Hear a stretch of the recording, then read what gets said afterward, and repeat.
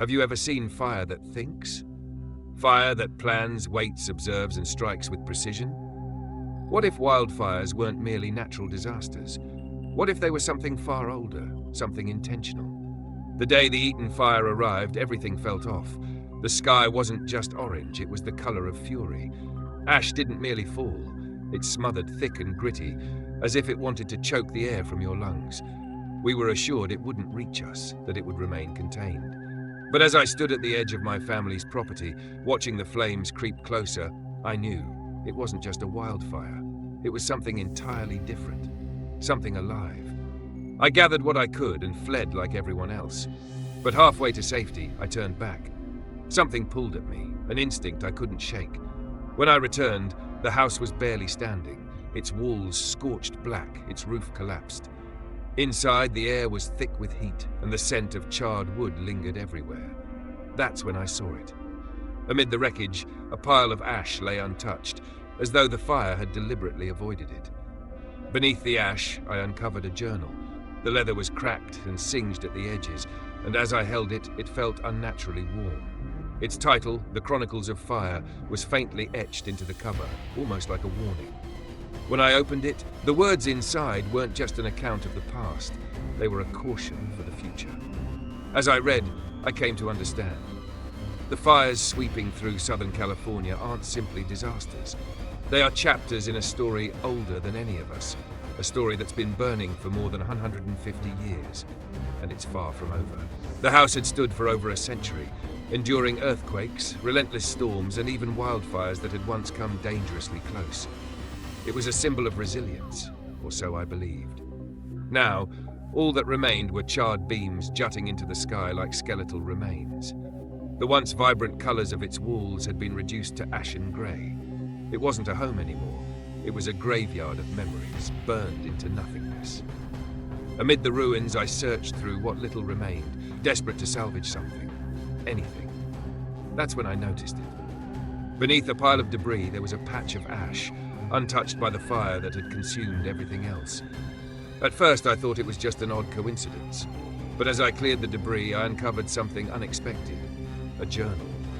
The leather cover was cracked and darkened with age, its edges singed as if it had survived fires before.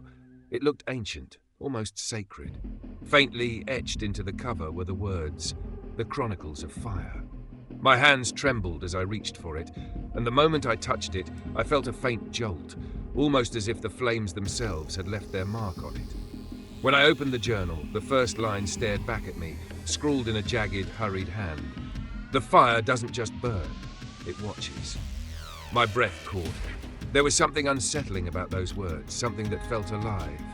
It wasn't just written, it was warning me.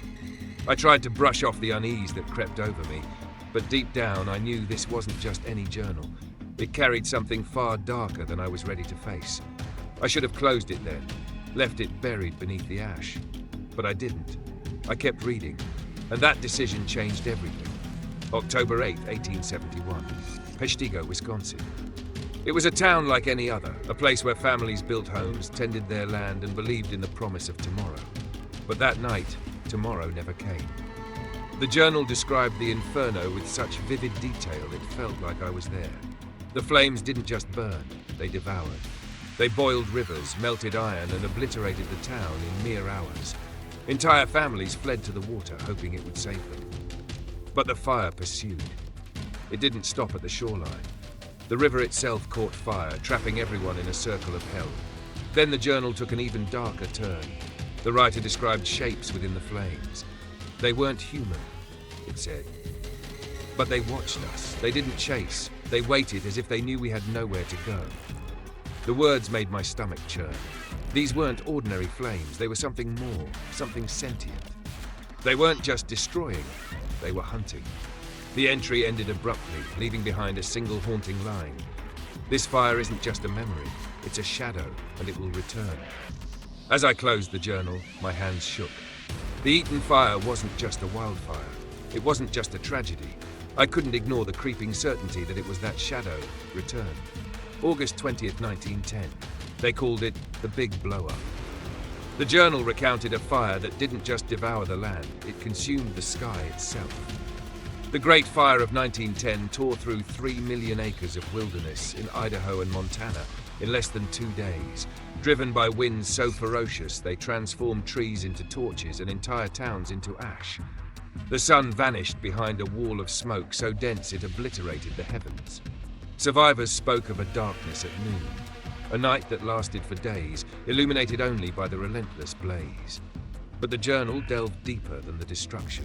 It revealed something no history book ever had. The winds were wrong, it read.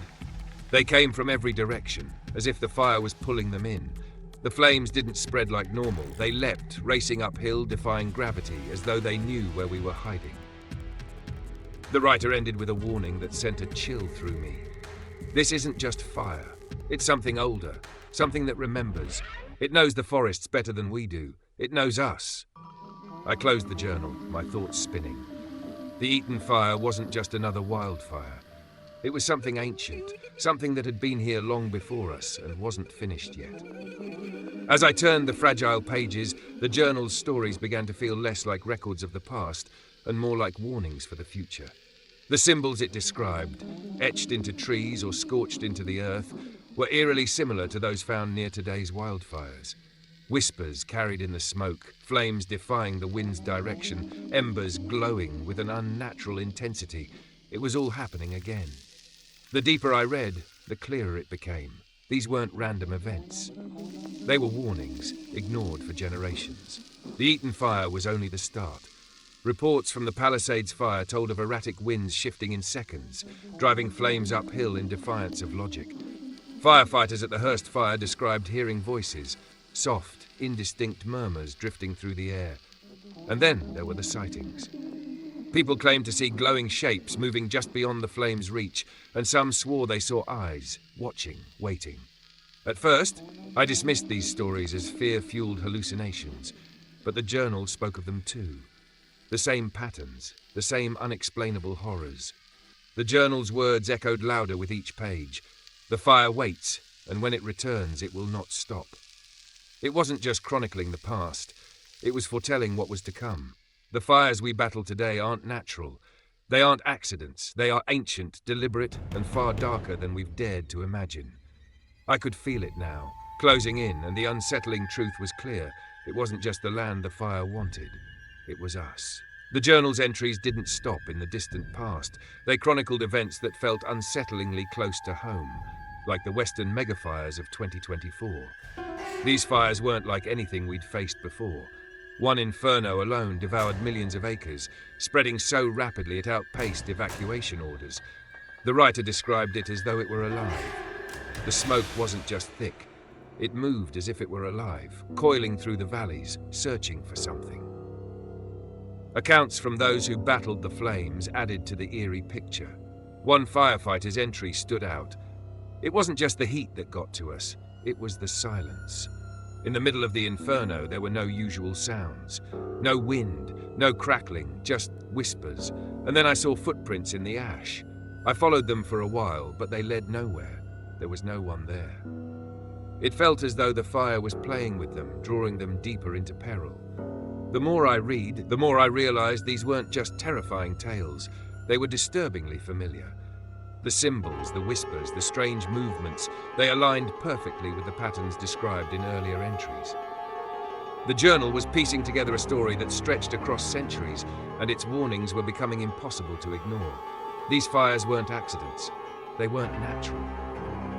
And then, as I turned the page, my heart froze. The entry wasn't about some distant fire in the mountains or forests. It was about a fire that had swept through land I knew too well. A fire that my family had barely escaped. This wasn't just history anymore. It was personal. The journal had been a chilling guide through history, but nothing could have prepared me for what I discovered next. Written in a hurried, almost trembling hand was an entry from someone I knew, someone I loved. My grandfather.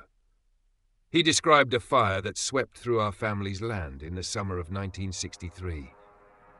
The same symbols, he wrote, burned into the trees as if carved by unseen hands. The fire isn't just a force, it's a predator. My grandfather was the embodiment of practicality, a man of the earth who trusted science and reason over superstition. For him to write these words, to leave this warning, it was unimaginable. He detailed the relentless advance of the flames, how the fire seemed to toy with its victims, circling them and cutting off any hope of escape. His words were raw and vivid. We thought it was random, he wrote, but it wasn't. The fire knew where we'd run. Reading his account hit me like a punch to the chest. This wasn't just another story in the journal, it was my family's story. The land he described, the trees bearing those strange symbols, they weren't just any trees. I had spent my childhood playing beneath them, their shapes etched into my memories. And now, as the Eaton fire crept closer with every passing hour, I couldn't shake the thought. Was it coming back to finish what it started? My grandfather ended his entry with a single haunting line, scrawled hastily as if he knew time was running out. If you're reading this, don't make my mistake. The fire will return. It always does. I closed the journal, my hands trembling. The flames outside seemed brighter, the air heavier. It wasn't just the fire's heat pressing against me, it was the weight of his words. I needed answers, but all I had were terrifying truths. The journal wasn't just a record of the past, it was a warning about what lay ahead, about my future, about all of our futures. The journal had taken me through horrors beyond anything I could have imagined, but as I reached the final page, it became clear that this story was far from over. Most of the last entry had been burned away, the edges crumbling in my hands, but one sentence remained, scrawled in frantic, uneven letters. The fire will return, stronger than before, and this time it won't stop. Every word in that journal had been a warning, a trail of breadcrumbs leading to this moment. The Eaton fire wasn't just a natural disaster. It wasn't simply the product of dry winds or human negligence. It was part of a cycle, a relentless, unyielding cycle that had begun long before my family's time. And if the journal was right, it was about to reach its devastating crescendo. The Eaton fire, the Palisades fire, the Hearst fire. They weren't isolated incidents, but pieces of a puzzle spanning centuries. Firefighters had reported strange phenomena, flames defying the wind, embers that seemed to follow them like a predator stalking its prey.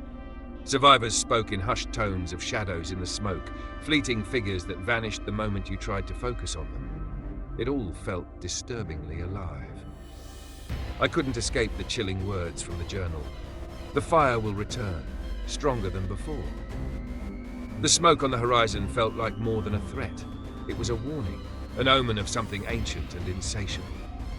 It wasn't just the heat closing in now. It was the crushing weight of inevitability. Every time I catch a flicker of orange light in the distance or smell smoke drifting on the wind, I feel it. A presence. Waiting. Watching. And as I sit here, the cursed journal clutched in my hands, I can't help but wonder how much time we have left. How much time I have left before the fire finally comes, not just for me, but for all of us. I've shared everything I can about the journal, the warnings, the patterns, the haunting connections between history and the fires that burn around us today.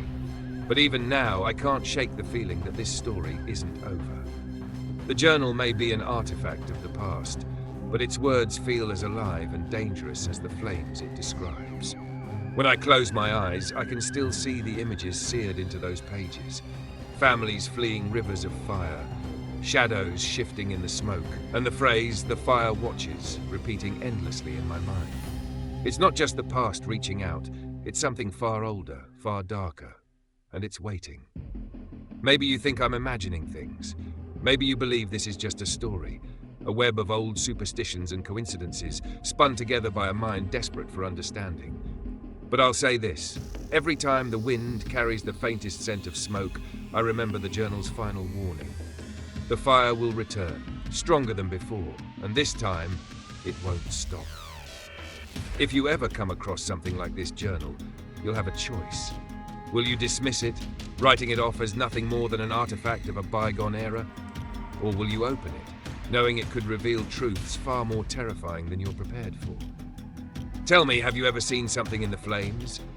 A figure that shouldn't be there? Heard whispers you couldn't explain?